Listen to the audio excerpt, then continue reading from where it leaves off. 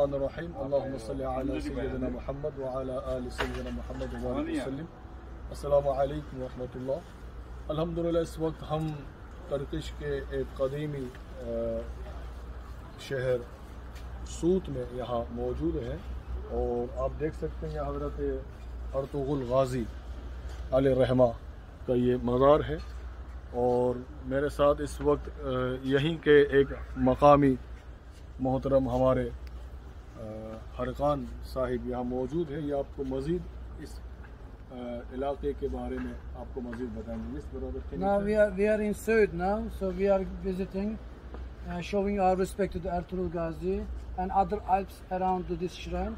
So Ertuğrul Gazi is like a real founder of the Ottoman Empire, because his son Osman started to build up the Ottoman Empire. Because of this gentleman, he had many wars, alhamdulillah, and he won most of them, and then because of him, now Ottoman Empire people start to build up the Ottoman Empire, starting with the Osman, then it goes Orhan.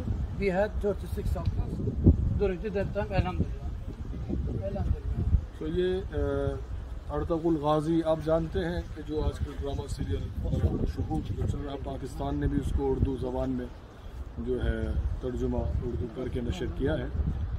Ertugrul Ghazi ये वो शख्सियत है कि जिन्होंने Turkish में सबसे पहले आकर जो फतूहात का जो सिलसिला जो शुरू हुआ, सुलेमान शाह के ये फ़र्जंद और सल्तनत उस्मानिया जो चली है वो इन्हीं के जो है बेटे उस्मान, उन्हीं से ये चले। तो फाउंडर जो है वो ये है। तो यहाँ से ये फतूहात का सिलसिला शुरू हुआ जो आज भी तुर्किश में इस्लामिक परचम जो लहरा रहा है।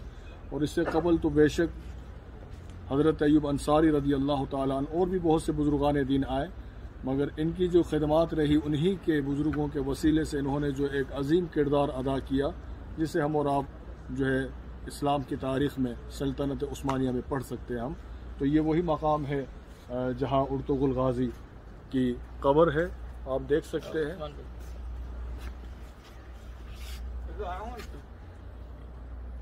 और यहीं से जो सल्तनत उस्मानिया के फाउंडर जो उस्मान, उनके ये फादर, उनके वालिद अर्तुगरुल और ये सुलेमान शाह के ये फ़र्जंद।